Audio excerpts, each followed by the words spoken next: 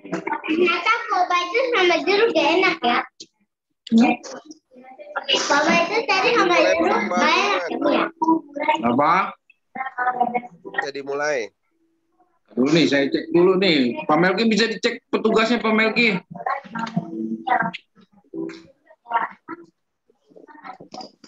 Di share screen Pak Melki, petugasnya Pak Melki. Tugasnya itu Pak Alfon, Ibu Rina. Pak Alfon fasilitator malam ini. Ya, Bu Rina lagu pembuka. Bapak Marpaung doa pembuka.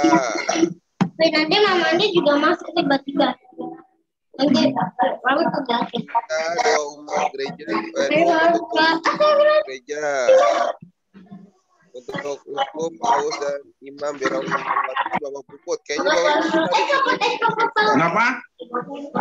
Kecilin dong jadinya. Untuk paus, uskup dan imam nih doa umatnya Pak Puput tadi lagi di kantor.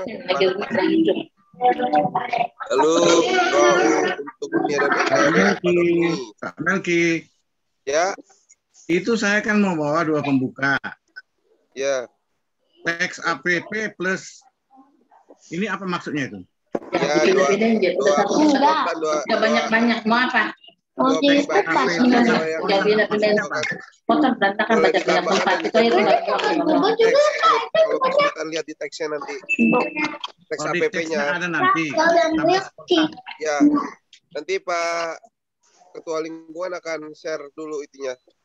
Teksnya. Oke. Tapi kalau kesulitan melihat bisa pakai doa spontan atau doa pribadi. Oh, begitu memang melihatnya saya yang kesulitan. Ya, nanti berarti doa spontan aja doa untuk pertemuan malam ini.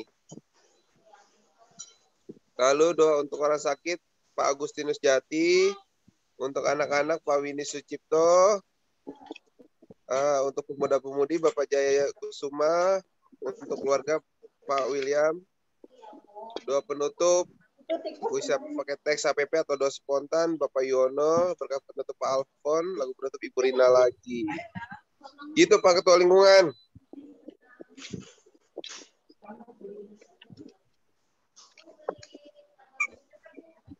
Pak Doni belum datang ya? Sudah Pak. Udah kelihatan itu. Agustinus Jati nih, Pak. Udah. Jaya dan Pak itu juga belum datang. Atau diganti saja Pak Puput doa untuk Paus Uskup Imam Biarawati diganti Mama Tiara gimana? Mama Tiara bersedia?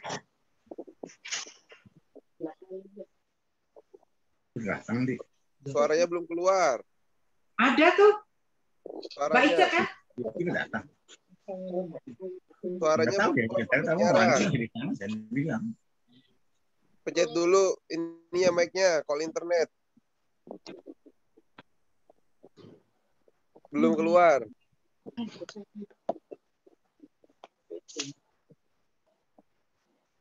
Atau diganti aja deh, Ibu Mujiatun. Apa itu ya, Pak? Doa untuk uskup. Mic-nya dinyalain dulu, Bu. Kedengar nggak suaranya? Mana? Sebentar. Apa Pak? Pak maksudnya? Untuk doa untuk uskup, untuk paus, uskup, imam, biarawati menggantikan Bapak Puput doa umat. Yang keberapa Pak? Setelah Ibu Wita untuk doa gereja. Yang kedua itu. Doa untuk gereja. Kedua Bu. Oke. Untuk Bapak untuk anak-anak nggak ada deh Pak Winnie. Yang mana sih Pak Winnie?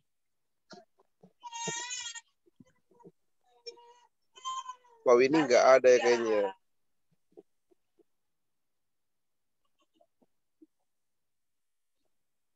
Pak Winnie diganti Ibu Ika aja ya? Apa Pak ya? Halo? Doa untuk anak-anak. Baik, siap. Setelah ya. Doa orang sakit. Baik, siap Pak. Pak Melki, share screen-nya kelihatan nggak? Kelihatan. Untuk Kelihatan ya? orang sakit, Diperbesar sedikit, Pak nggak Ketua. ada ya. Ada apa, Pak? Diperbesar sedikit. Oke. Malumlah lansia bacanya nggak kelihatan. Baik, Ya, baik, sip. baik, Pak. Gimana? Sudah cukup? Cukup. Ya, baik. Cukup itu. Ya. Seperti tadi, Pak. Tadi ya? Ini. Tadi. Ya, benar ya, Pak. Ya, bagus, Pak.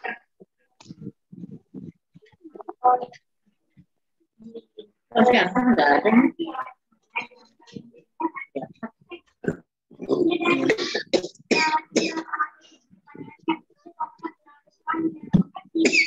Kenapa Melki sudah siap? Tugas? Lagu doa ininya Pak Ketua. Betul.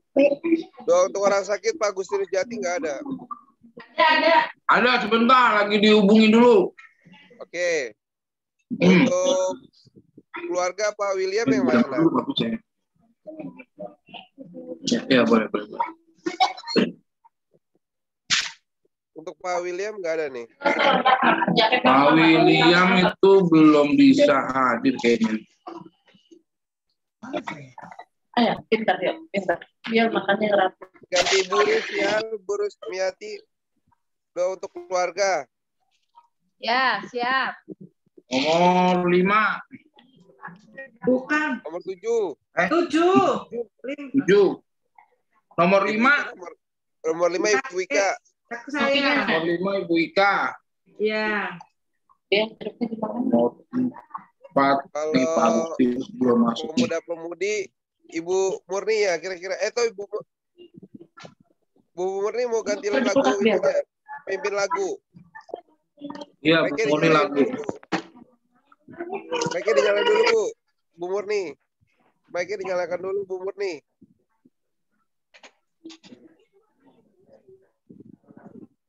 Mic-nya yang belum dinyalain, Bu Murni.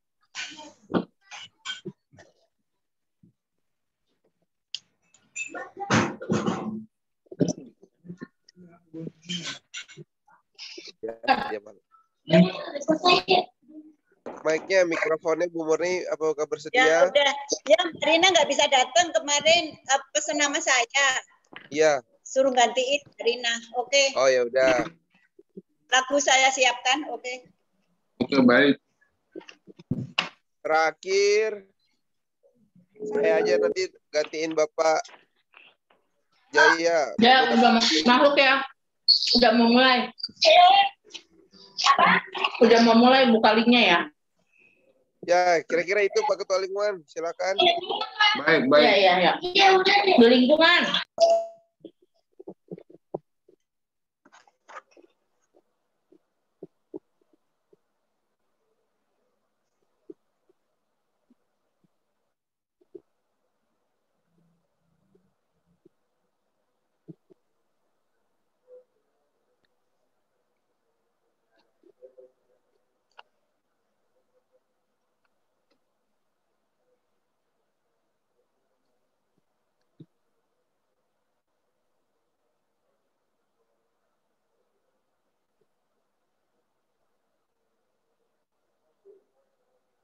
Ada di ketiga. Ya gitu Pak Ketua. Ini ya. Ya. Berarti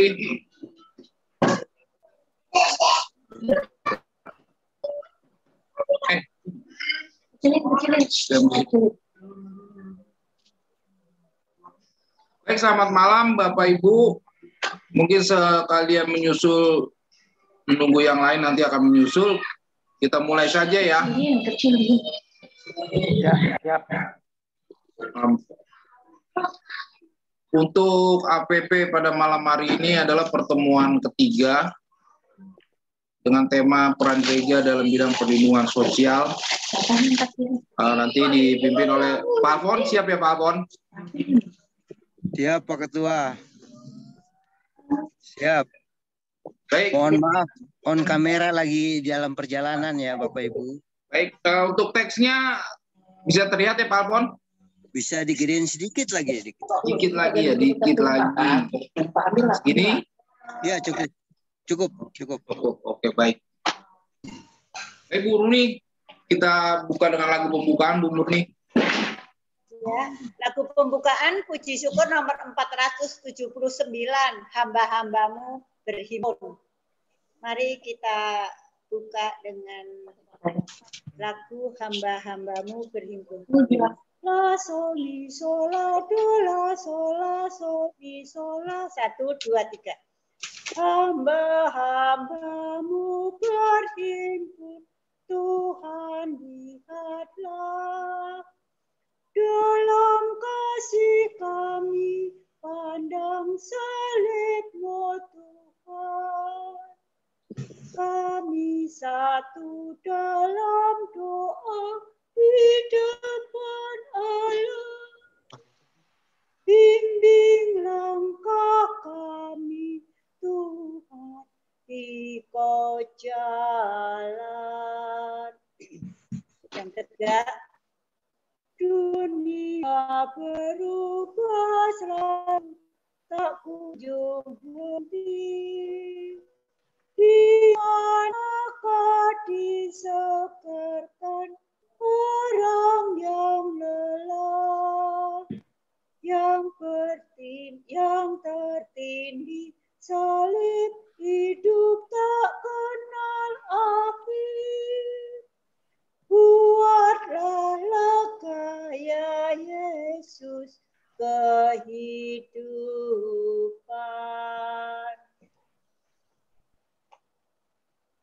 Dalam nama Bapa dan Putra dan Roh Kudus. Amin. Kasih karunia, rahmat dan damai sejahtera dari Allah Bapa dan Putranya Yesus Kristus dalam persekutuan dengan Roh Kudus selalu beserta kita sekarang dan selama-lamanya. Selamat malam anak-anak, kaum muda, Bapak Ibu, lingkungan Yohanes Pemandi 3 yang cintai. Malam hari ini adalah pertemuan kita yang ketiga. Perlindungan sosial adalah bantuan yang diberikan oleh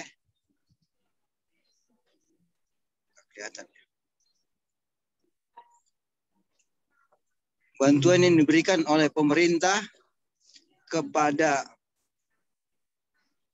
warga negara yang belum mampu memenuhi sendiri kebutuhan dasarnya, khususnya di bidang pangan, sandang, perumahan, pendidikan, dan kesehatan. Dalam Undang-Undang Dasar 1945 Pasal 34 Ayat 1 disebutkan bahwa fakir miskin dan anak-anak terlantar dipelihara oleh negara. Saat ini pemerintah sedang terus mengembangkan sistem jaminan sosial nasional. Meskipun cakupan dan nominalnya masih sangat terbatas. Gereja Katolik mengajak umatnya untuk menyadari kewajibannya dalam memajukan keadilan sosial ekonomi, terutama bagi orang yang kecil, lemah, miskin, terpinggirkan, dan disabilitas. Dengan demikian, negara dan Gereja Katolik mempunyai kewajiban yang sejalan dalam memberikan bantuan kepada warga masyarakat yang berada di bawah garis kemiskinan. Dalam pertemuan ketiga ini, kita akan menyadari situasi keluarga dan orang-orang di sekitar kita sambil menemukan kekuatan-kekuatan positif yang ada dalam gereja kita dan memaksimalkan kekuatan itu menjadi sebuah gerakan bela rasa yang konkret.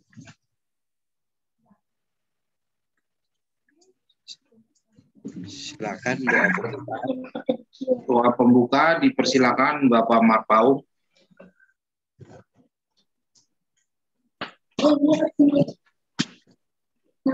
Marilah berdoa.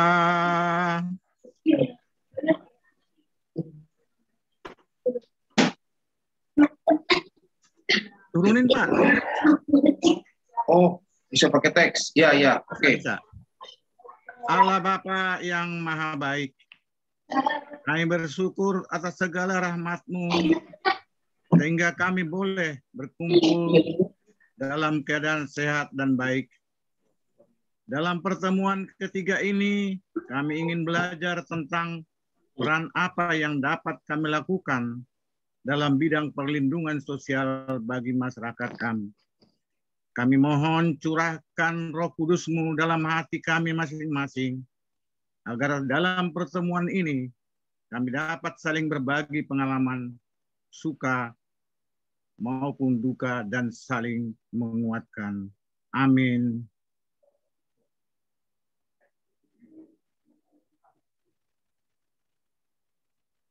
Bentuklah diri kami menjadi pribadi-pribadi yang bersyukur atas segala berkat yang kami terima dan bisa menjadi berkat bagi sesama kami. Doa ini kami sampaikan kepadamu dengan perantaraan Yesus Kristus Putramu yang hidup dan berkuasa bersama Dikau dalam persekutuan dengan Roh Kudus Allah sepanjang segala masa. Amin. Dilanjutkan dengan kisah bermakna.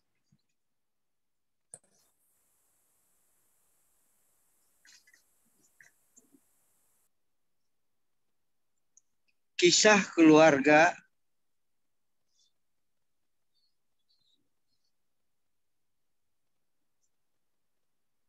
kisah yang pertama, keluarga Ilma hanya bisa membuat tepung goreng untuk santapan sehari-hari.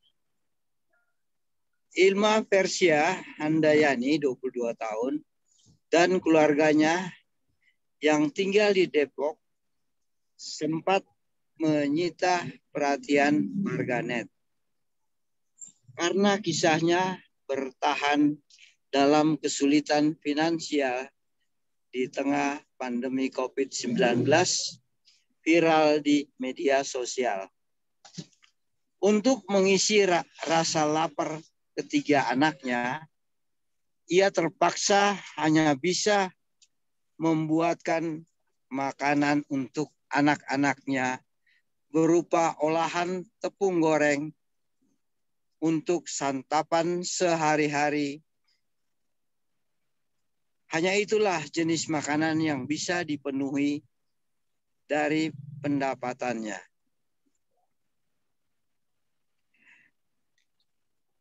Dari pengecekan diketahui bahwa Ilma dan keluarga menyandarkan nafkah pada suaminya yang bekerja sebagai ojek online.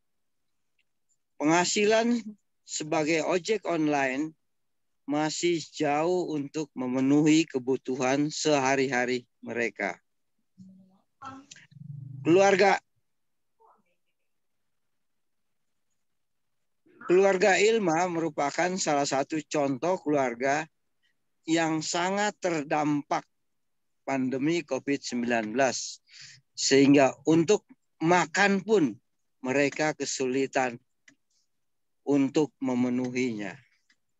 Itu kisah yang pertama.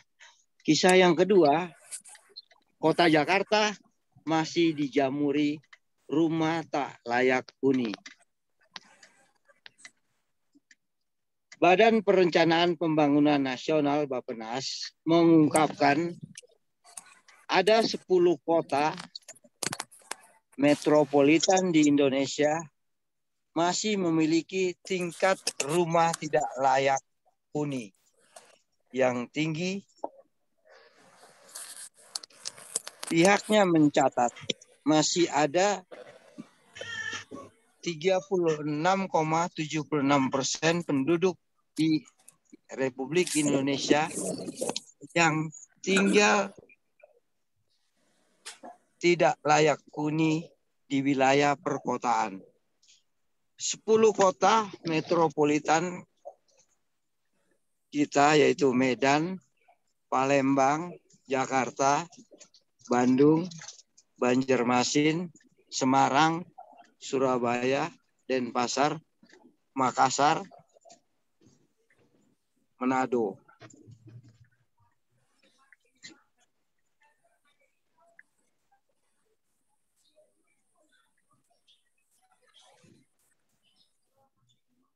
Punya kawasan kumuh. Semua cukup tinggi, rumah tidak layak huninya. Dan banyak yang tinggal di kawasan overcrowded housing, kata Direktur Perkotaan, Perumahan,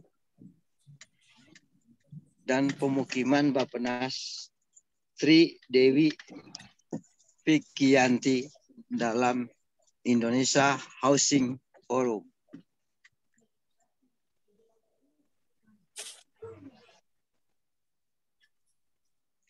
Di kota Jakarta yang megapolitan ini terlihat banyak gedung tinggi dan perumahan mewah. Sementara di sekitarnya masih ada lingkungan kumuh yang padat penduduk. Kenyataan ini menunjukkan bahwa masih banyak warga di sekitar kita yang belum mendapatkan hak untuk memiliki tempat tinggal yang layak. Akibatnya, kualitas hidup mereka sangat rendah dan rentan terhadap masalah-masalah sosial dan kesehatan. Dalam masyarakat kita, mereka juga biasanya paling rentan tersingkir karena dianggap mengganggu pemandangan tentang cantik dan megahnya kota Jakarta.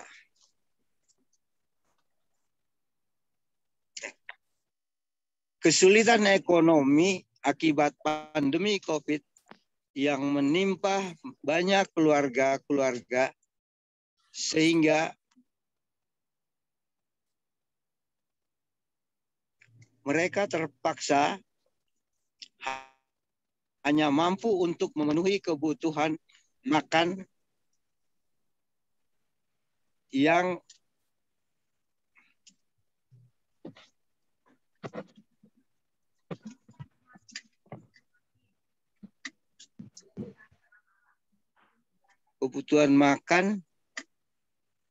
sedangkan kebutuhan dasar lain seperti pendidikan, kesehatan terpaksa tidak dapat terpenuhi. Kisah keempat, penderitaan berlapis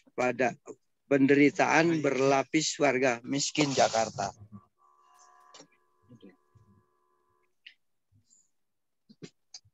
Tapi bagi warga miskin Jakarta, PPKM darurat bisa berarti penderitaan berlapis karena mereka diintai kelaparan, penyakit, dan kemiskinan yang menjadi-jadi. Kalau saya PPKM itu sama dengan Pak, kapan kita mati? Ujar BT, seorang warga Pademangan Barat di Jakarta Utara pada Kompas Balik Om. Ya, tadi Om ya. Hati-hati ya Om, Tante. Bye. Lelaki yang biasanya berdagang aneka mainan anak di Taman Wisata Pantai Utara itu kini tak lagi berjualan sejak tempat hiburan itu kembali ditutup 2021. Ketika itu kasus COVID-19 melonjak drastis di ibu kota. Sejak tak lagi berdagang, ayah satu anak itu kelabakan memenuhi kebutuhan keluarga.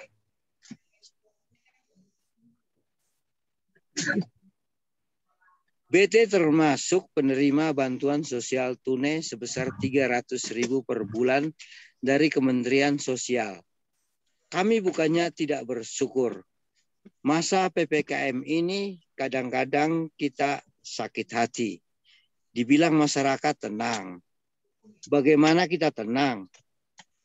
Yang benar-benar tidak ada penghasilan.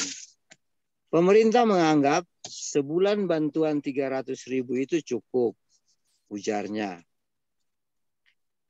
Pembatasan akibat pandemi mengakibatkan banyak orang kehilangan penghasilan karena tidak bisa bekerja. Bantuan pemerintah yang terbatas sangat tidak cukup untuk memenuhi kebutuhan keluarga.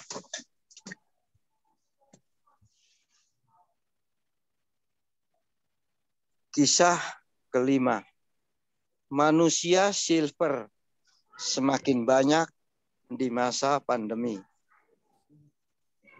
Manusia silver semakin mudah ditemukan di jalanan. Kakak beradik Arya dan Asmi memutuskan menjadi manusia silver setelah sebelumnya kehilangan pekerjaan sebagai teknisi pada suatu rombongan pasar malam keliling. Karena pandemi, pasar malam nggak buka.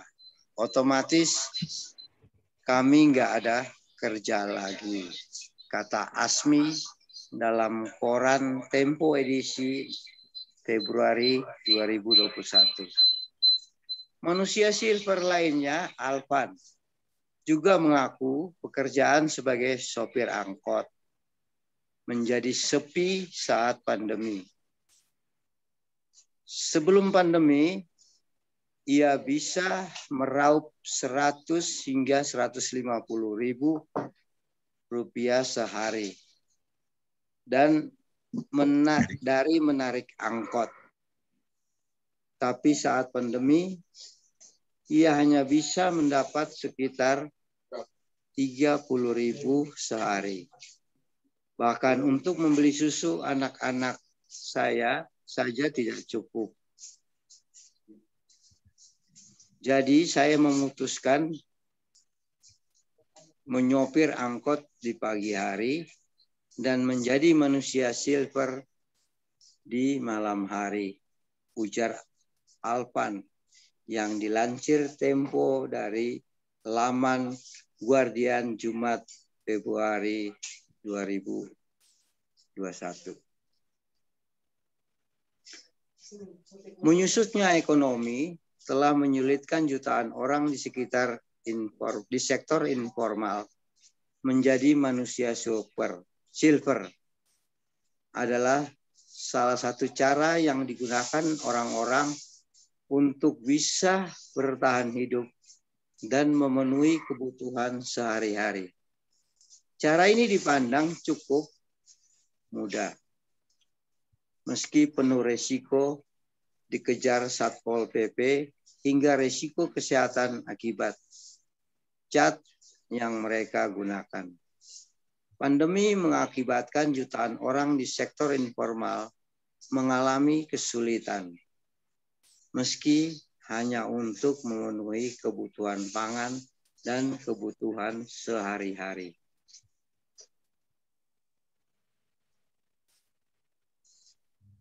Itulah Bapak Ibu, anak-anak, kaum muda, dari kisah yang sudah kita dengarkan dan kita baca bersama, kini kita memasuki sharing dan pendalaman. Yang pertama, dari kisah atau berita di atas, ternyata banyak orang dan keluarga di sekitar kita masih kesulitan untuk memenuhi kebutuhan untuk makan, sandang, perumahan, pendidikan, dan kesehatan. Hal apa yang menarik perhatian dan menyentuh hati Bapak Ibu, kaum muda, dan anak-anak? Dan menurut Bapak Ibu, apa yang menyebabkan kondisi itu bisa terjadi? Silakan Bapak Ibu, anak-anak menyampaikan sharing.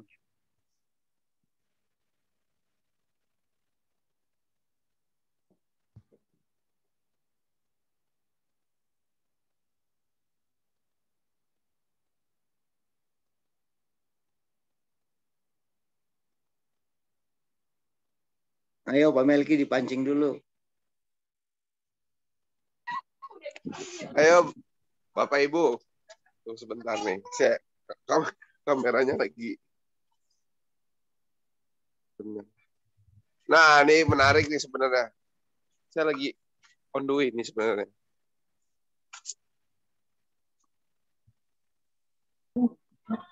Silakan Bapak Ibu mau jawab dulu, silakan. Sebentar saya ke rumah dulu, terang.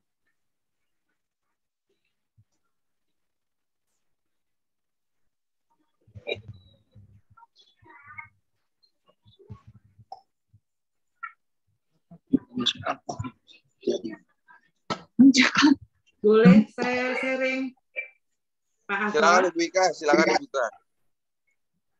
Di sini kan kita untuk pendalaman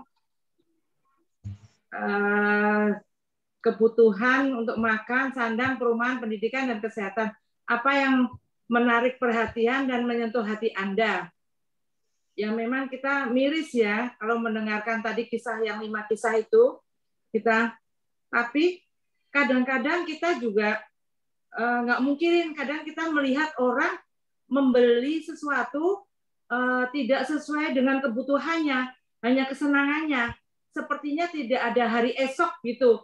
Jadi mereka kadang-kadang umpama punya uang sekarang, istilah gajinya banyak, diberikan yang apa kebutuhannya, ya kita bukan menghakimi ya, kita suka lihat gitu, dia harusnya nggak butuh sesuatu, umpama sandal yang bagus gini, butuhnya sebetulnya ini, tapi dia karena pengen untuk action aja membeli gitu. Sedangkan masa pandemi ini kan masa yang tidak kita inginkan, yang kita istilahnya kita saat ini kita dunia diuji, bagaimana kita masih apa ya, masih mengandalkan Tuhan atau tidak ya di sini. Jadi sebetulnya kita yang melihat yang istilahnya nggak terlalu terdampak gitu ya, mungkin semua terdampak ya, yang biasa bekerja dengan bebas, bisa sekolah tatap muka, bisa bekerja dengan di kantor, jadi WFH. Jadi sebetulnya terdampak, tapi masih secara finansial kan masih ada. Jadi nggak begitu seperti yang kisah-kisah yang tadi dibacakan Pak Alfon. Jadi menurut saya itu, jadi untuk pelajaran kita, supaya kita kalau mempunyai secara finansial ada, ingatlah menabung meskipun sedikit. Jadi pada waktu saat-saat yang tak terduga, ada ya seperti pandemi ini, jadi tabungan itu yang bisa kita ambil perlahan-lahan gitu. Dengan cara kita olah dengan apa? Seperti tadi kan Bapak itu 300 dari bantuan dari pemerintah, apa artinya kalau nggak ada penghasilan dari yang lain? Kan untuk makan sekeluarga aja kurang. Karena mungkin mungkin apa tidak ada tabungan, apa memang kondisinya dari awal itu memang sudah kurang, atau memang ada juga sebetulnya banyak orang nggak kurang. Karena saya perhatikan tuh seringnya tuh orang tuh membeli sesuatu tuh tidak sesuai dengan kebutuhan yang dia butuhkan, suatu keinginan. Karena teman saya punya ini, tas ini, jadi aku harus punya ini. Teman saya punya sandal ini. Sepertinya itu. Itu saja Pak, Bapak-bapak, Ibu-ibu semua yang mungkin ada tambahan dari teman-teman yang lain. Kalau saya, menurut saya pribadi, saya lihat loh. Itu bukan saya menghakimin ya, maaf ya, mohon maaf. Mohon maaf, saya bukan menghakimin ya. Itu aja Pak Melki, Pak Afan, Bapak Ibu semuanya. Baik, terima kasih Ibu Ika. Bapak Ibu yang lain bisa. Saya mau nambah sedikit. Ya, Saya silakan, boleh Pak. sharing, Pak. Pak Yono dulu ya Bu Murni ya. Apa yang disampaikan oleh Ibu Edi itu sangat tepat ya. Saya setuju sekali bahwa pengalaman buruk pandemi ini bukan hanya melanda tanah air kita, tapi kan mendunia. Nah, pengalaman yang buruk yang berdampak pada masalah ekonomi, mungkin masalah sosial juga ya. Tapi yang paling terasa itu masalah kesehatan dan ekonomi. Nah, di sini kita diajak untuk introspeksi, untuk belajar dari pengalaman. Nah, kalau tadi Bu Edi mengatakan bahwa kadang orang beli sesuatu yang nggak perlu hanya karena nafsunya aja. Nah, tetapi dengan pengalaman ini itu menjadi pelajaran supaya setiap insan itu, setiap pribadi itu refleksi, introspeksi. Oh, ternyata begini. Kalau ada sesuatu yang nggak terduga. Jadi perlu sesuatu yang harus dipersiapkan, direnungkan. Jadi jangan hanya menikmati saat ini saja, tetapi juga memikirkan kalau terjadi apa-apa nanti bagaimana. Jadi juga harus dipikirkan itu. Jadi perlu mempersiapkan diri. Dan juga selalu ingat kepada Tuhan. Nah, dan juga ingat kepada sesama yang lain yang menderita. Kalau toh aku lagi punya uang banyak, tidak selalu harus memuaskan diriku juga, tetapi perlu share kepada orang lain, memikirkan orang yang masih susah kehidupannya secara ekonomi. Mungkin itu yang saya rasakan, jadi perlu introspeksi seperti yang dikatakan oleh Ibu Edi tadi. Terima kasih.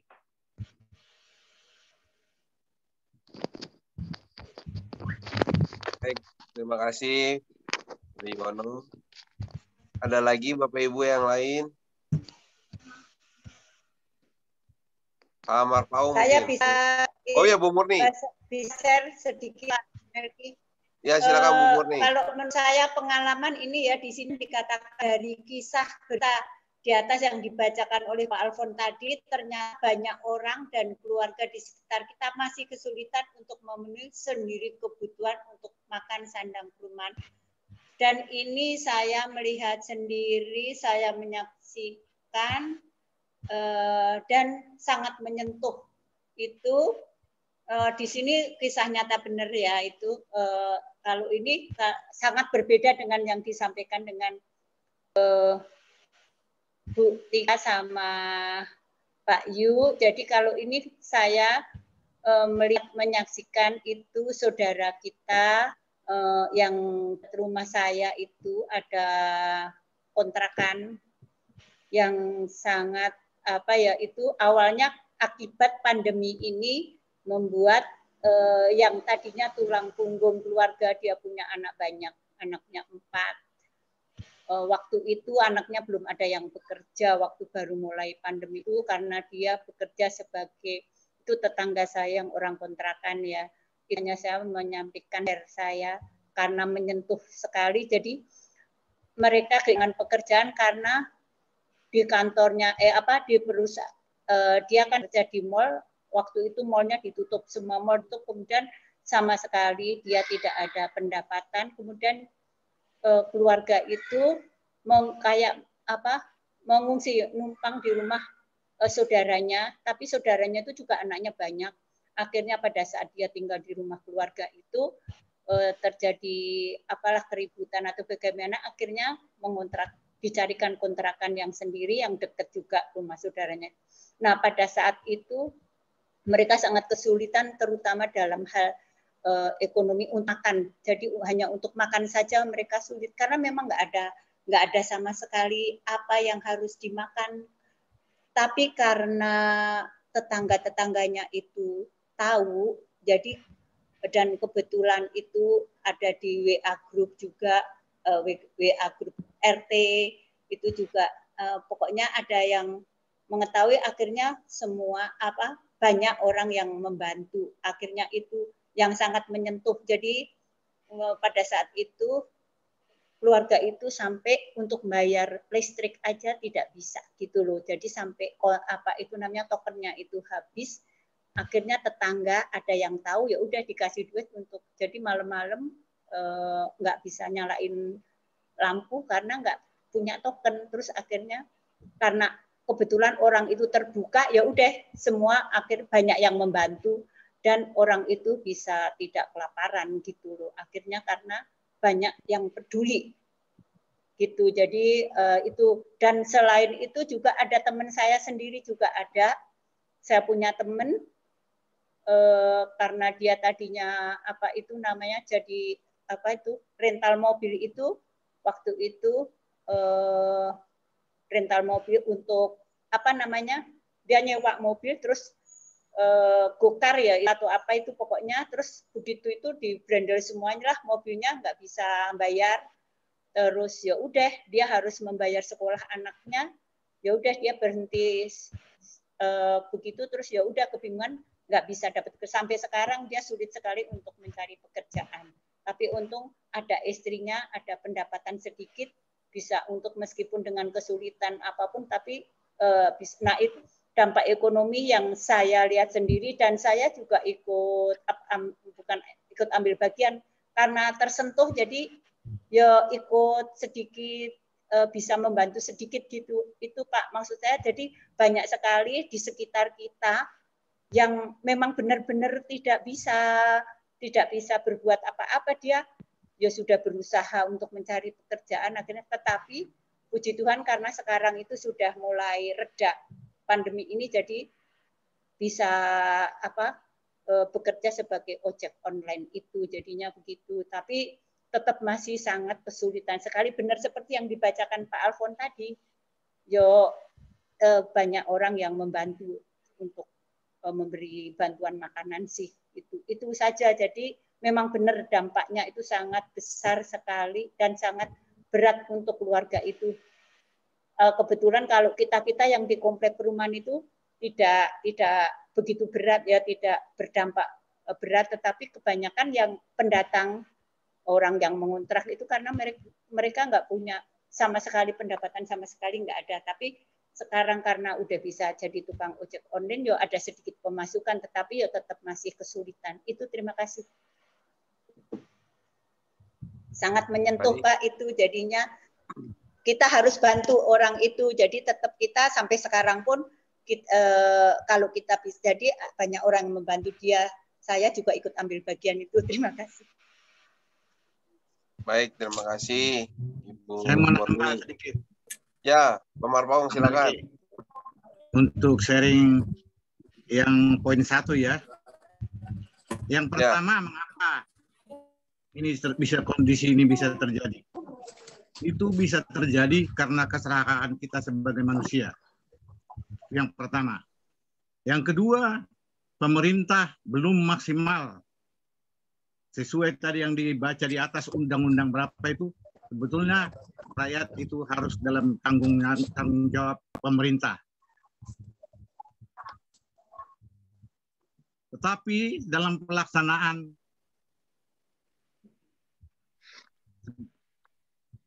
pemerintah kurang maksimal melaksanakannya. Dan secara individu di pemerintahan itu masih banyak yang meraup keuntungan atau mencari keuntungan pribadi. Maka akan berdampak kepada masyarakat. Memang sebelum pandemi juga sudah banyak masyarakat kita yang hidup tidak layak. Ditambah lagi pandemi ini. Jadi kita sebagai warga gereja Katolik, kita juga harus ikut merasa prihatin. Mari kita berbagi kepada saudara-saudara kita yang masih atau yang belum beruntung. Yang paling penting, saya pribadi menyarankan pada pemerintah untuk benar-benar melaksanakan undang-undang yang sesuai tadi di atas tadi. Karena di atas tadi ada undang-undang bahwa rakyat adalah tanggung jawab pemerintah. Memang sudah dilaksanakan, tapi belum maksimal. Dan tadi saya katakan itu adalah keserakahan manusia, terlebih secara individu, untuk mengambil atau egoisnya untuk mencari uang untuk pribadi dan kelompoknya sebanyak-banyaknya. Akibatnya masyarakat yang menderita. Sekian, terima kasih. Baik, terima kasih Pak Marpau. Ada lagi Bapak Ibu? Kalau tidak ada, nanti kita lanjutkan dari Pak Alfon lagi. Dikembalikan Pak Alfon untuk lanjut. Baik, Pak Melki. Jadi dari pendapat Bapak Ibu yang sudah disampaikan, bisa saya menyimpulkan sementara bahwa kondisi ini bisa terjadi. Dan baru pertama kali terjadi di seluruh dunia, bahwa pandemi melanda dunia. Kalau kita merenungkan, ini adalah teguran Tuhan mengingatkan kepada kita semua. Kita semua, seluruh dunia ini terlalu banyak berbuat dosa. Melanggar perintah Tuhan. Tuhan hanya mengingatkan. Saya sudah umur 63 tahun, belum pernah mengalami pandemi seperti ini. Dan mungkin juga senior-senior saya juga demikian. Ini semua kalau kita menyadari, ini Tuhan menegur kita. Kenapa ditegur? Karena banyak yang dilanggar. Nah, banyak yang dilanggar. Terjadi kesenjangan antara si kaya dan si miskin yang begitu jauh. Sehingga orang kaya makin kaya, miskin makin miskin. Nggak bisa makan, nggak bisa sandang, nggak bisa perumahan, nggak bisa pendidikan, nggak bisa kesehatan. Kesenjangan itu begitu jauh. Itu terjadi, nggak usah jauh-jauh di Indonesia. Yang paling dekat lagi di wilayah, di lingkungan, di keluarga kita aja masing-masing. Jadi, apa yang harus kita lakukan? Yang pertama, pasti kita melihat kondisi seseorang atau keluarga. Setelah melihat, hati kita harus tergerak. Kalau hati kita tergerak, jangan berpikir lama-lama. Berbuatlah apa yang bisa kita lakukan. Itu yang diminta oleh Tuhan. Peduli terhadap sesama. Untuk mengurangi kesenjangan itu. Kalau kita tidak mau peduli, siapa lagi?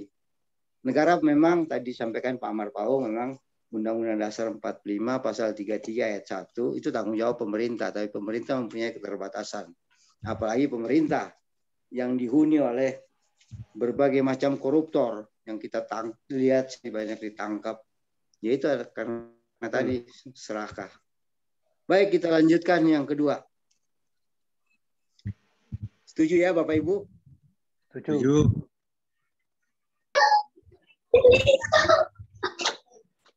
Yang kedua, sebenarnya sudah terjawab oleh Bu Karyadi. Yang kedua ya, kita masuk yang kedua. kedua Sudah terjawab sama Bu Edi. Ya, kita baca dulu yang mereka belanja yang tidak. Nanti kita dibaca baca bersama, kemudian kita renungkan bersama. Ya, coba. Ya. Meskipun banyak keluarga yang mengalami kesulitan ekonomi, namun sebenarnya banyak juga keluarga yang tetap mampu menjaga tingkat kesejahteraannya. Apa yang bisa dilakukan untuk dapat menolong keluarga yang mengalami kesulitan? Ini sudah terangkum tadi ya kita ya. Betul. Ya, saya melihat bahwa Romo Rai selaku Romo Paroki itu begitu prihatin dan dia begitu peduli terhadap seluruh umat. Sehingga lewat Dewan Paroki, lewat seksi, lewat kategorial, semua berusaha bantu bahu-membahu untuk peduli terhadap umat. Apa yang menjadi kebutuhan umat asal disampaikan asal diketahui pasti akan mendapat bantuan. Itu hebatnya orang Katolik, bisa saling peduli. Semoga hal ini bisa kita terus mempertahankan sebagai ciri khas orang Katolik. Bagaimana, yang ada penting pendapat lain? orangnya Silakan. terbuka, Pak, yang mengakhiri. Iya, Bu.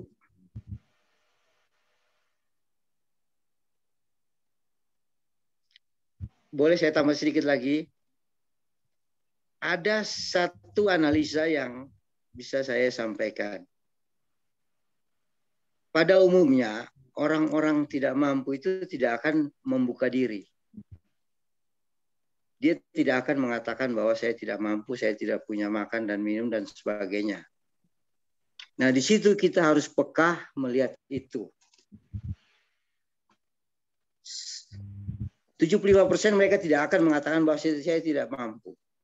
Nah, disitulah kita dituntut untuk berbela rasa, peka, terbuka hati kita untuk membantu dan melihat sesama kita untuk apa yang harus kita perbuat.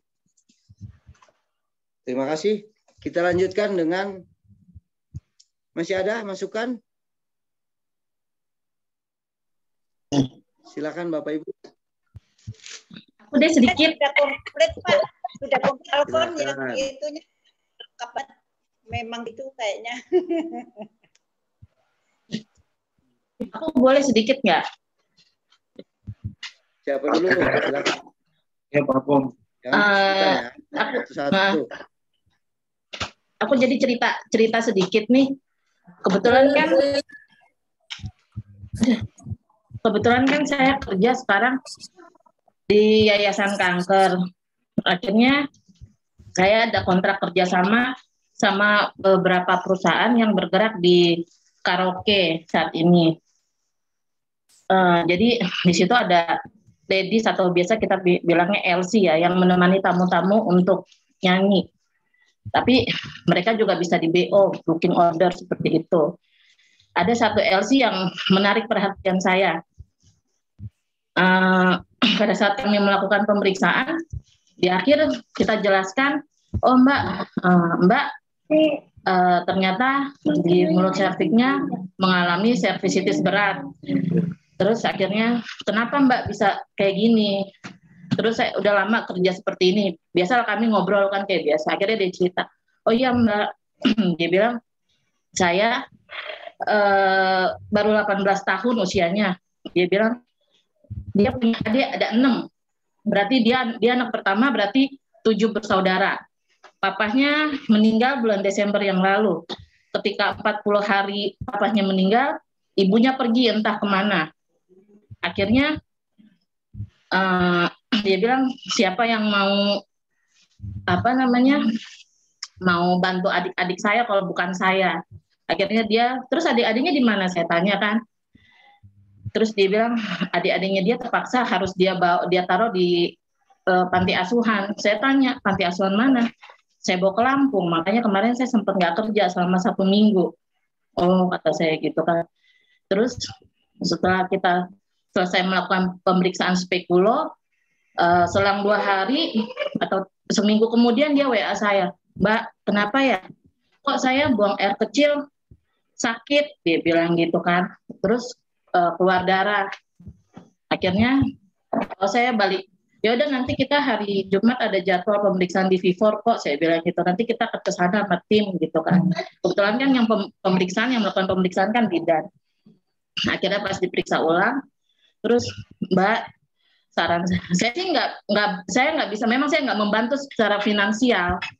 Jadi saya cuman bantuan saya cuman bisa ngasih saran ke dia, Mbak, baiknya Mbak ke dokter kulit dan kelamin, saya bilang.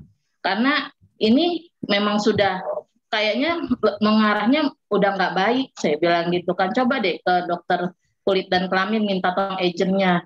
Yang nggak berani ya, jadi saya nggak bisa bantu. Maksudnya ini kan ke pertanyaan yang kedua ya, saya nggak bisa bantu secara finansial atau gimana. Ya akhirnya saya bantu ngomong sama agentnya. Pi, maaf nih, saya bilang gitu. Ini ada ladies kebetulan sakit, saya bilang gitu. Dan ini memang harus kita nggak bisa ngobatin karena itu bukan wewenang kami, saya bilang gitu. Jadi memang ini harus harus dikonsultasikan ke dokter kulit dan kelamin. Akhirnya setelah konsultasi ke dokter kulit dan kelamin, ternyata si ladies ini sipilis stadium 4. Ya saya nggak bisa bantu apa-apa. Akhirnya yang bisa saya lakukan, saya hanya bisa berdoa. Jadi saya berdoa secara khusus, bukannya saya mau gimana-gimana ya, tapi saya memang melakukan doa secara khusus untuk ladies ini gitu. Jadi ya itu, kadang kan cara kita masing-masing ya, ada yang bisa mampu secara finansial, dia bisa memberikan sumbangan berupa apa aja, tapi ada juga orang yang mungkin saat ini ya karena kondisi pandemi, yang bisa saya lakukan ya itu, saya cuma bisa mendoakan gitu aja sharingnya. Terima kasih. Terima kasih Bu Ketua.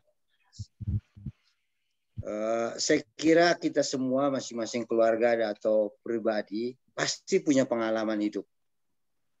Dan itu pasti kita ingat dan kita sudah lakukan, tapi tidak pernah kita ungkapkan.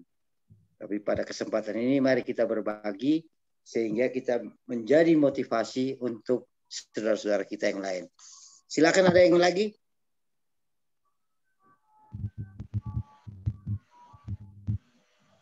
Silakan Bapak Ibu, anak-anak, remaja, kaum muda.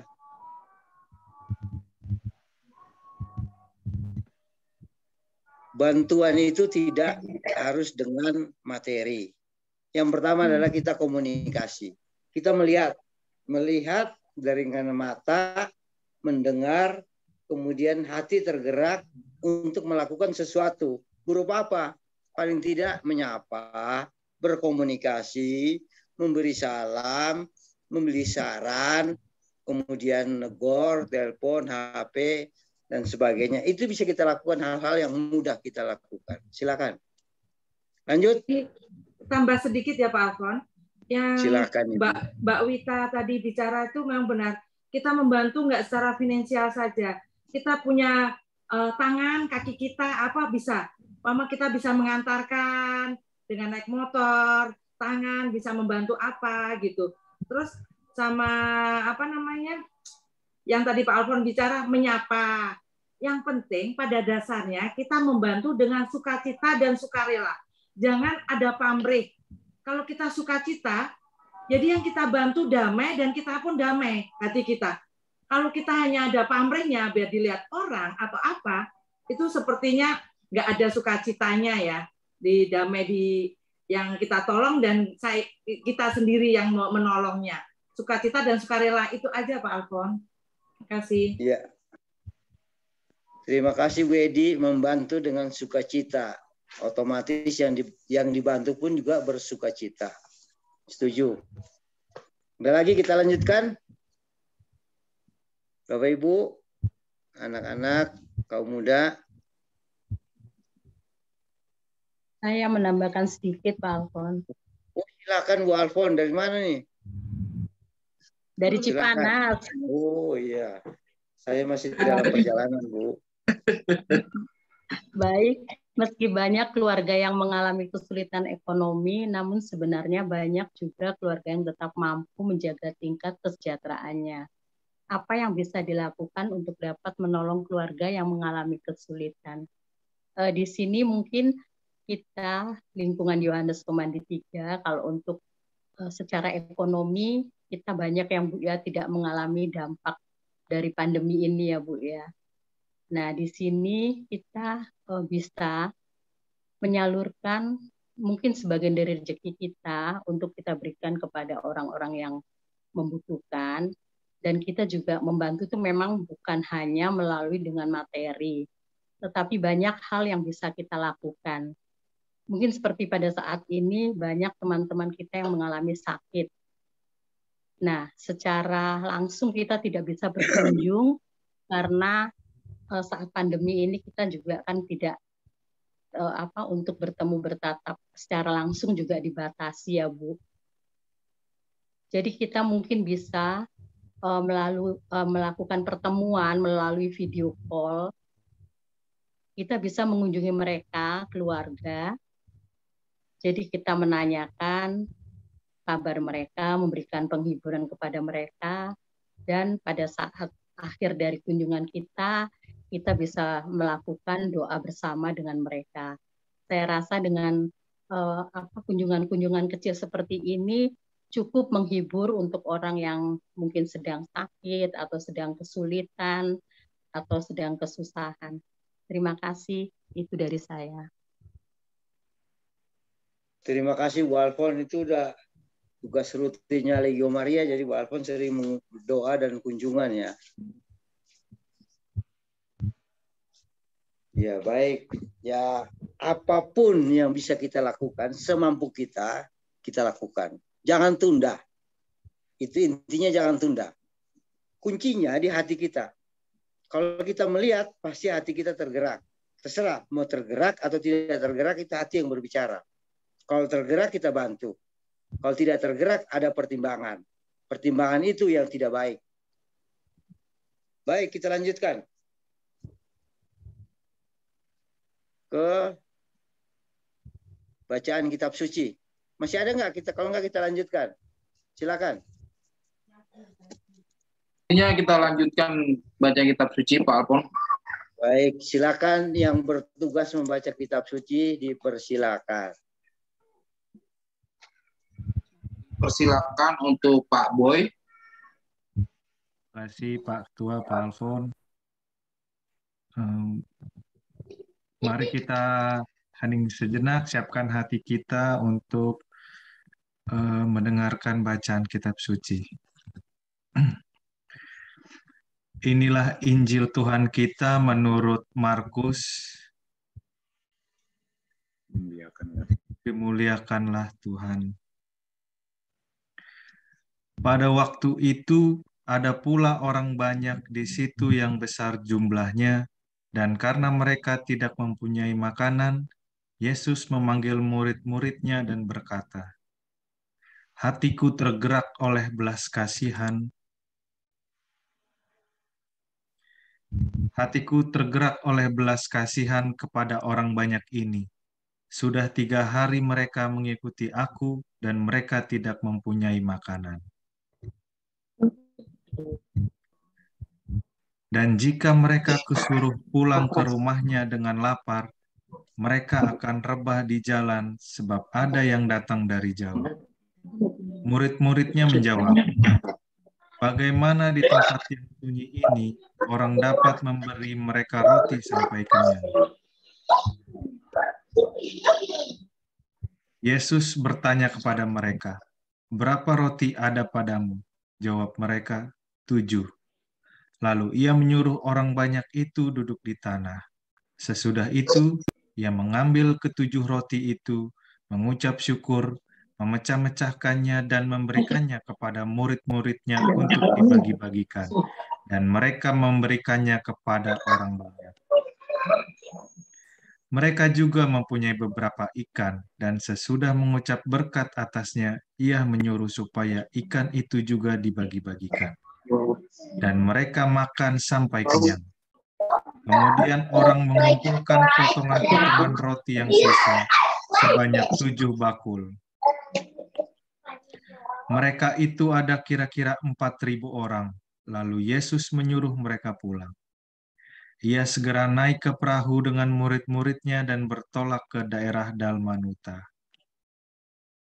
Ketika Yesus berada di Betania di rumah Simon si Kusta dan sedang duduk makan, datanglah seorang perempuan membawa suatu buli-buli pualam berisi minyak narwastu murni yang mahal harganya.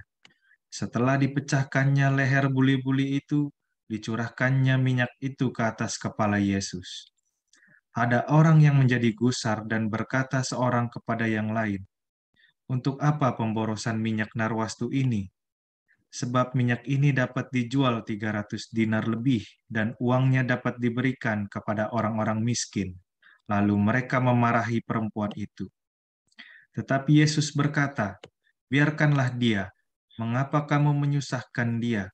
Ia telah melakukan suatu perbuatan yang baik padaku. Karena orang-orang miskin selalu ada padamu, dan kamu dapat menolong mereka bila mana kamu menghendakinya. tetapi aku tidak akan selalu bersama-sama kamu. Dia telah melakukan apa yang dapat dilakukannya. Tubuhku telah diminyakinya sebagai persiapan untuk penguburanku. Aku berkata kepadamu, sesungguhnya di mana saja Injil diberitakan di seluruh dunia, apa yang dilakukannya ini akan disebut juga untuk mengingat dia. Demikianlah Injil Tuhan kita. Terpujilah Kristus. Pujilah Kristus.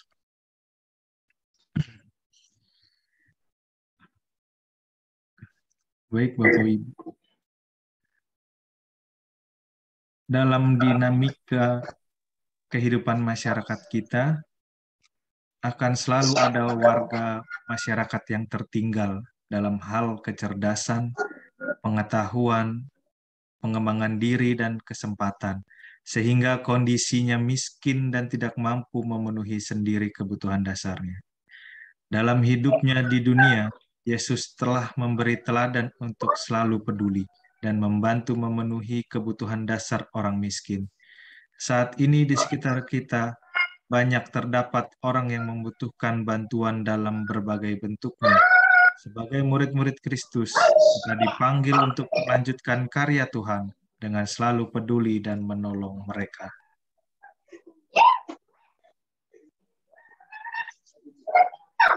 Terima kasih Bang Boy. Dilanjutkan ke Pak Alfon, peneguhan dan wawasan.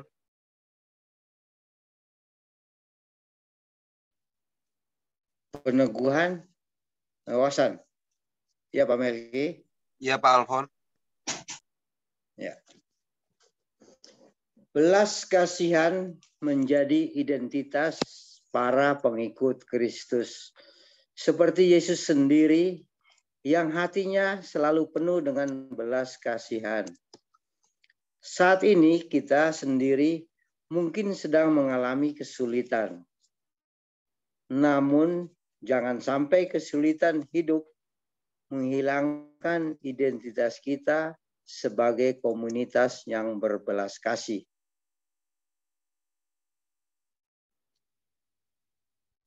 Next.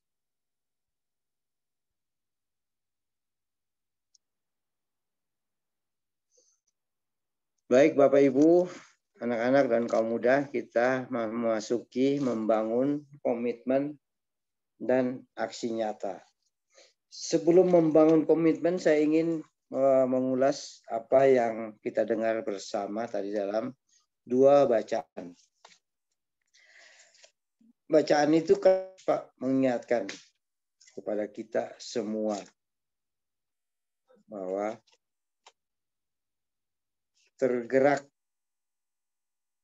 hatiku tergerak oleh belas kasihan kepada orang banyak. Ini kita udah bahas dan kita sudah laksanakan bersama. Namun perlu kita tingkatkan lagi kepedulian kita.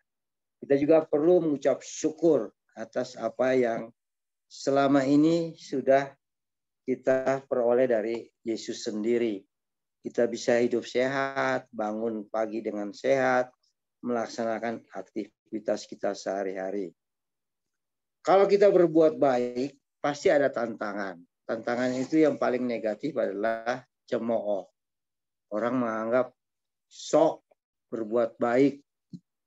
Itu tantangan pasti.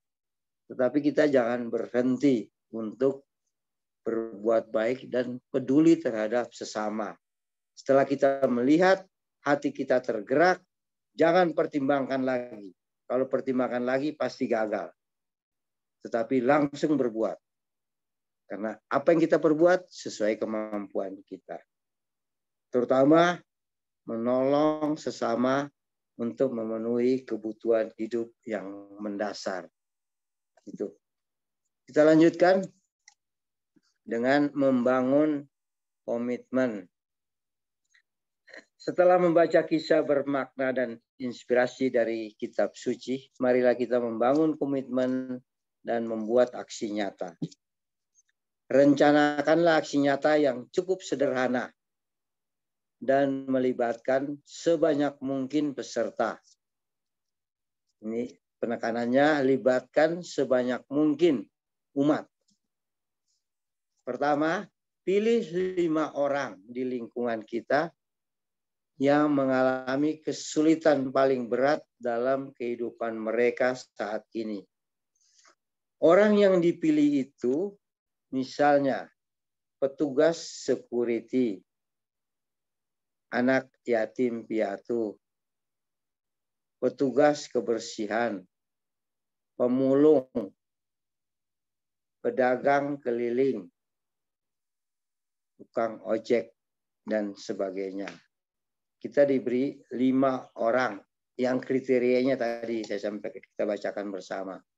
Yang kedua, apakah yang bisa kita bantu untuk meringankan kesulitan mereka?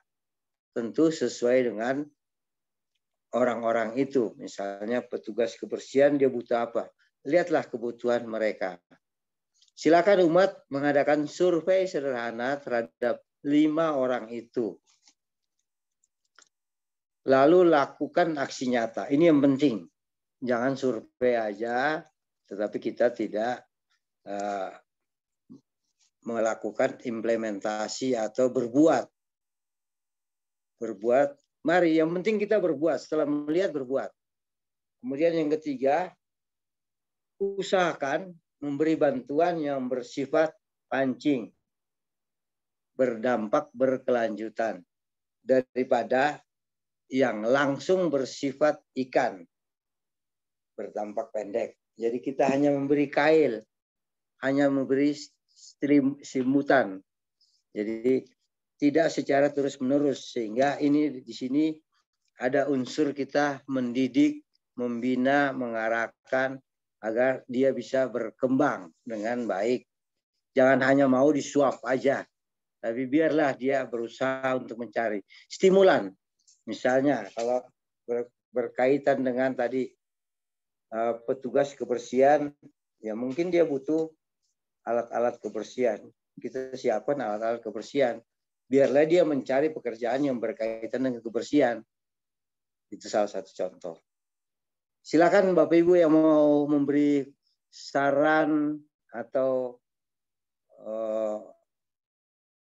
usul berkaitan dengan membangun niat ini, atau kita bangun bersama satu lingkungan, nanti tinggal Pak Ketua atau Pak Melki membagi siapa melakukan apa. Artinya siapa yang mencari orang ini, dari 5 orang ini. Itu harus dicari. Bu Alfon mencari orang petugas anak yatim. Bu Murni mencari petugas kebersihan. Bu Ayudi mencari pemulung. Dan Bapak misalnya, Bapak A dagang keliling. Bapak B tukang ojek. Saya nyari security aja, Pak. Silakan. Itu silakan diatur, tetapi penekanan saya ini harus diwujud nyatakan. Karena nanti dalam pertemuan terakhir kita yang keempat, harus sudah ada kesimpulan ini. Misalnya tadi, ini nanti keempat, yang kita di keempat, wujud nyata ini nanti keempat, penutup. Jadi apa yang mau kita perbuat dari lingkungan kita. Silakan yang lain.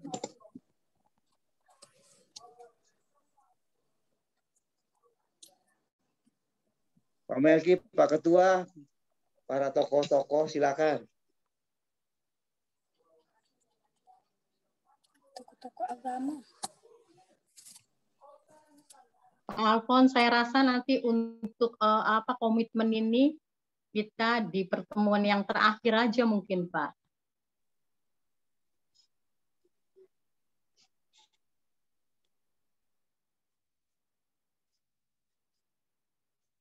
Ya, Ibu Alfon, terima kasih.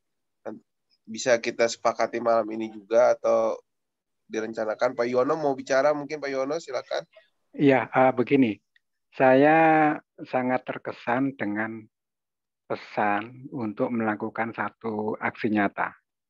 Dan ini adalah sifat dari gereja ya. Gereja memang sifatnya seperti itu, diwujudkan melalui umatnya, cinta kasih kepada sesama. Wujudnya macam-macam. Yang membuat saya terkesan itu karena selain ini saya melihat di Paroki Santa Clara itu sudah melakukan ya, kemarin-kemarin juga sudah melakukan dan sekarang akan melakukan lagi. Saya melihat di paroki lain juga itu di Bartolomeus tuh di daerah Galaksi sana. Ternyata umatnya itu juga demikian, memperhatikan warganya, apakah di lingkungan, apakah dari warga wilayah, apa pokoknya yang serba kekurangan dalam soal ekonomi, pendidikan segala macam itu mereka bersatu saling membantu, malah sampai ke membantu ke panti asuhan segala macam. Nah, kita kan juga demikian ya, dari ibu-ibu paroki Santa Clara juga banyak yang sering ke panti asuhan, panti jompo segala macam. Tapi yang ini pesan yang terakhir ini sangat menarik dan saya setuju yang disampaikan Pak Alfon tadi sangat benar sekali. Memang kita yang penting jangan banyak mikir, mau bantu aja gitu. Yang penting ada niat baik untuk berbuat. Saya kira demikian. Terima kasih.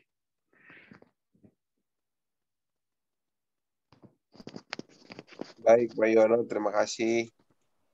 Bapak Ibu gimana? Saya kembalikan ke Pak Ketua Lingkungan nih. Apakah kita bisa mulai mengkonsepkan dan membuat aksi nyatanya Pak Ketua? Ya, bisa nanti kita bicarakan lagi Pak Melki ya. Karena mungkin nanti di akhir ya. Karena komitmen atau aksi nyata ini untuk selama pasca ini memang banyak ya. Banyak yang harus kita perbuat di aksi-aksi pasca ini. Dari pertemuan pertama kita juga ada aksi nyata di setiap pertemuan ini kita memang harus menyiapkan aksi nyata. Ya, kemungkinan apa yang kita perbuat dulu menurut saya secara pribadi masing-masing dulu gitu ya kan. Dan untuk komitmen yang aksi nyata yang pertama nanti akan kita jalankan sampai berikutnya gitu Pak Melki. Baik Pak Ketua. Mungkin tanggal 3 bisa diagendakan kita sekaligus rapat seluruh umat lingkungan YP3. Nanti program dari pengurus lingkungan YP3 untuk membicarakan aksi nyata dan program-program yang kemarin sudah dibahas bisa sekaligus disampaikan ketika mungkin tanggal 3 kita agendakan Pak Ketua. Iya Pak Melki. Betul. Aksi nyata ini kan. Betul. Kita masih ada sebelum pasca. Ada 2 pertemuan lagi Pak Melki ya. Iya. Ya. Baik. Gitu Bapak Ibu. Pak Alfon, saya kembalikan Pak Alfon.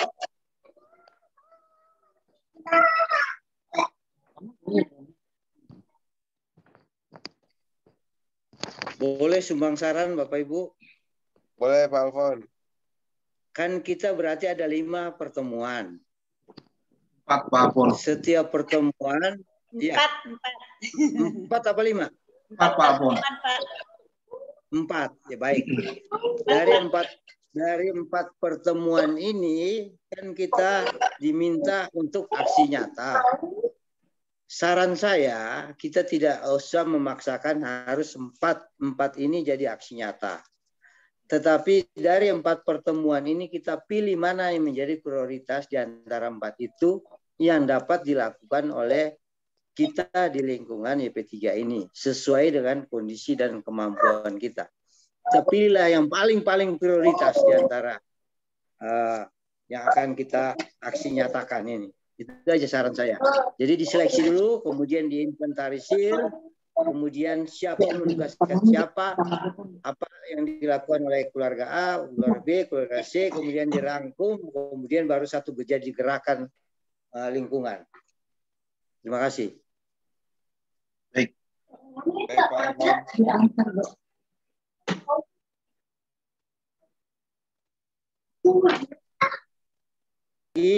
Ada lagi Bapak Ibu?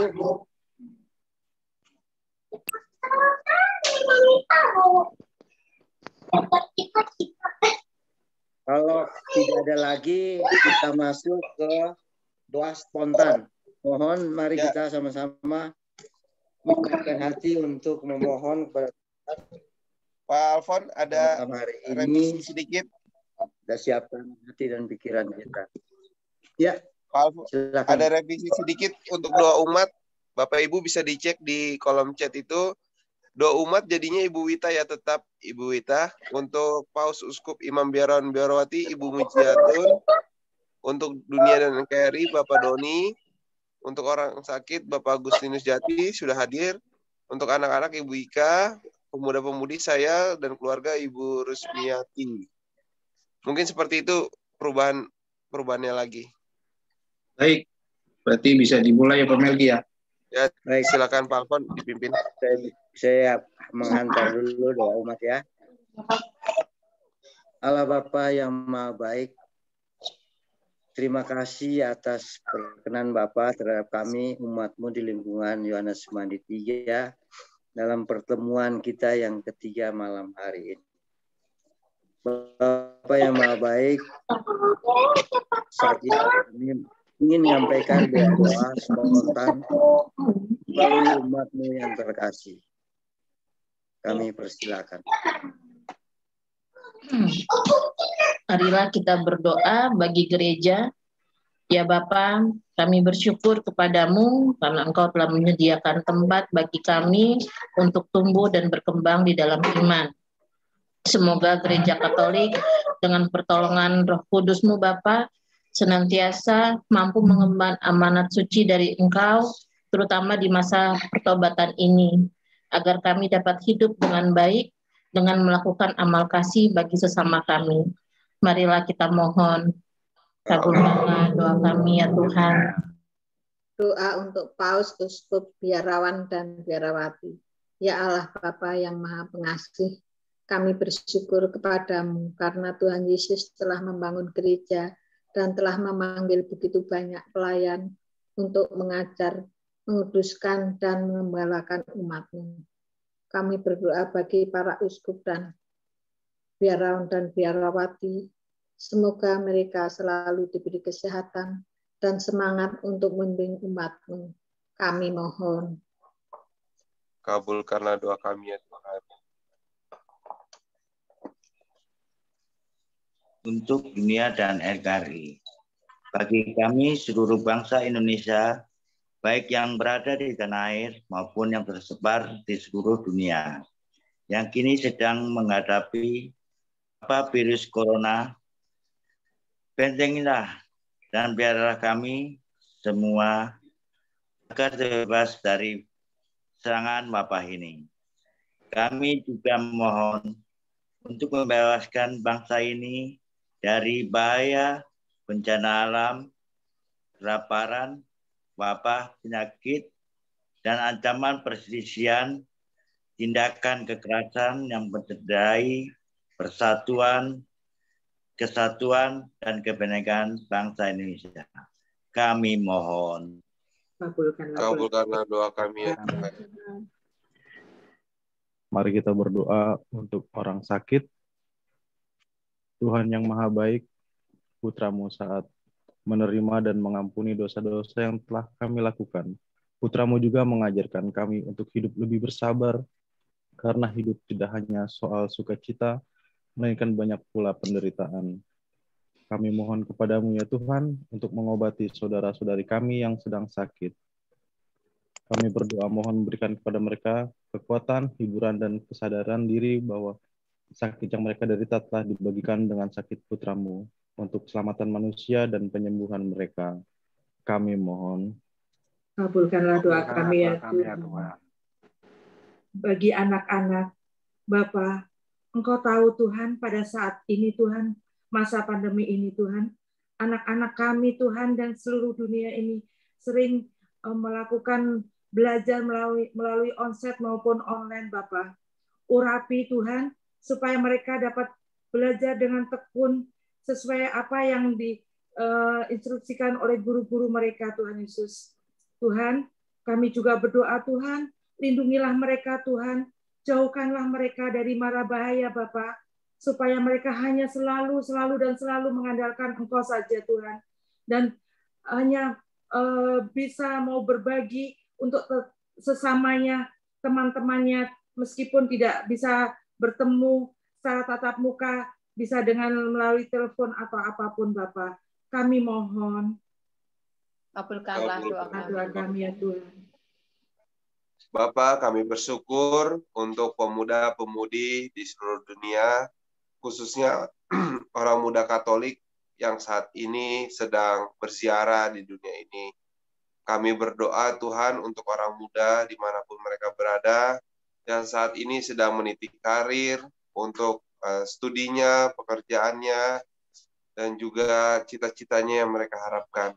Semoga kasih karunia Roh Kudus dari Engkau ya Tuhan Allah Bapa di surga, menyertai kaum muda di seluruh dunia dan khususnya orang muda Katolik untuk semakin mencintai Engkau, mengasihi Engkau, untuk taat kepada gereja dan juga setia kepada Engkau satu-satunya Tuhan dan Juru Selamat kami.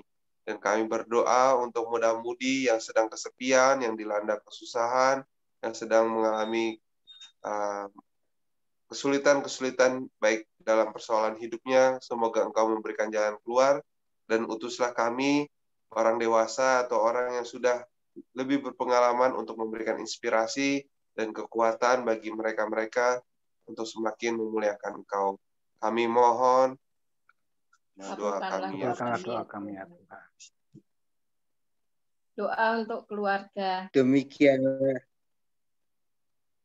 Satu lagi, Pak. Doa untuk keluarga. Kedengaran, Pak? Kedengaran. Kedengaran, Bu.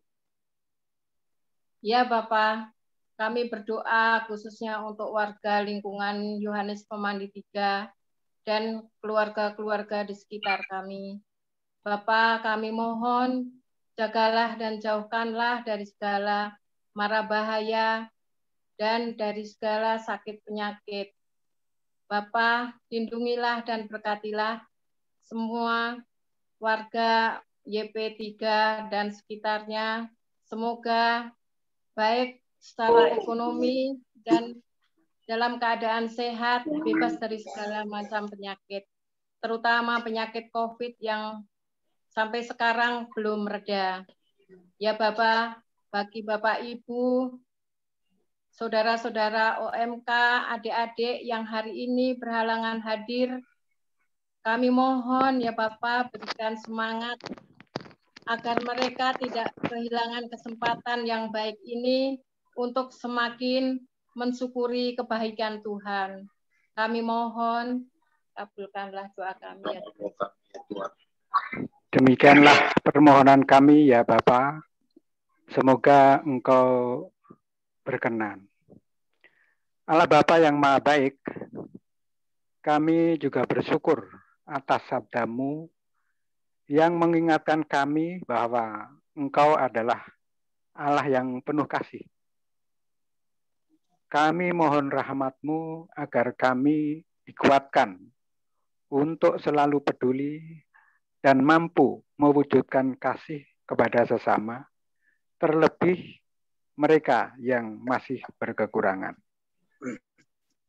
Kami mohon berkatilah rencana aksi nyata kami yang akan kami laksanakan, sehingga kiranya semua orang sungguh merasakan kasih-Mu yang tidak terbatas. Doa ini kami sampaikan kepadamu dengan perantaraan Yesus Kristus Putra-Mu, yang hidup dan berkuasa bersama Dikau dalam persekutuan dengan Roh Kudus, Allah sepanjang segala masa. Amin. Amin.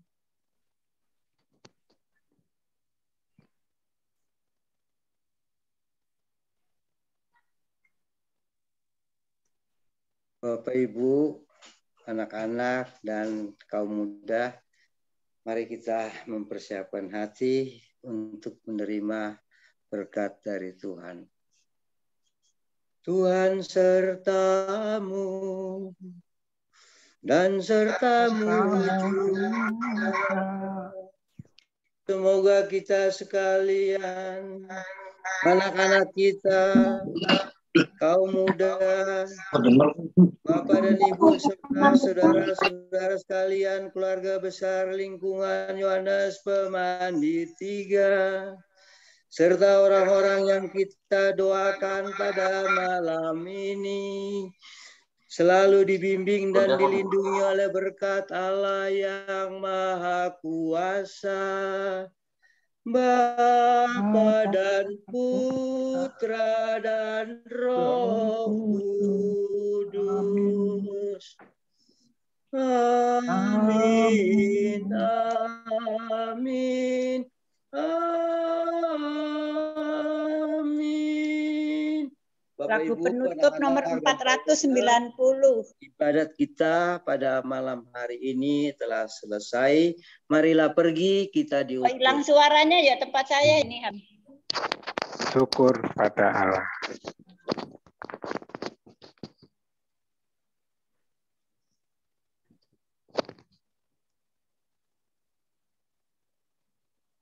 Kedengaran nggak ya Pak? Suaranya hilang ya? Kedengaran Bu, kedengaran Bu. Kedengaran nggak? Jelas Bu.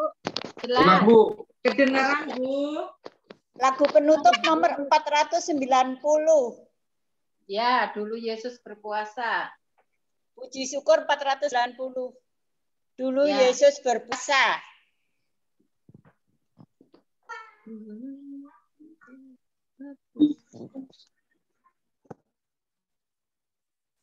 Dulu Yesus berpuasa 40 hari. Ia pun merasa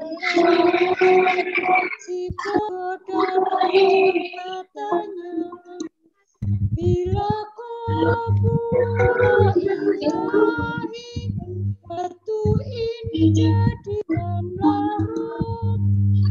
Allah Yesus sabdanya, hidup tak hanya dengan roti. Terima kasih. Terima kasih. Selamat malam Bapak Ibu. Selamat malam. Bapak Ibu semua. Bapak Ibu foto dulu sebentar Bapak Ibu. Selamat malam. Jangan lift dulu, foto. Ya, foto dulu. Satu, pada Maaf Boy. ini ada telepon ini saya. Kakak sini Kak.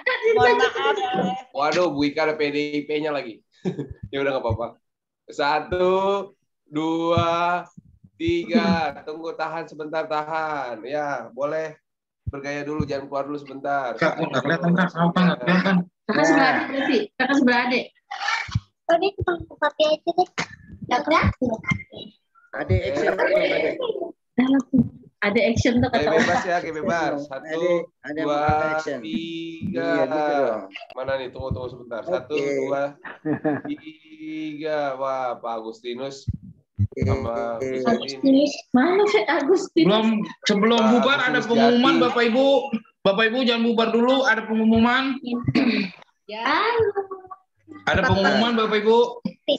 Ya, ya. Silakan dari seksi BIA wilayah. Selamat malam Bapak Ibu. Mama Andi. Selamat malam.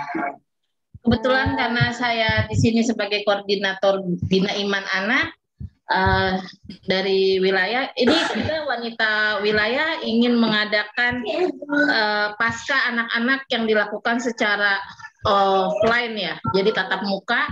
Jadi bagi Bapak Ibu yang mempunyai anak-anak usia 0 sampai 9 tahun boleh bergabung nanti sama kita di tanggal 23 April setelah Pasca di tempatnya Bu Tino.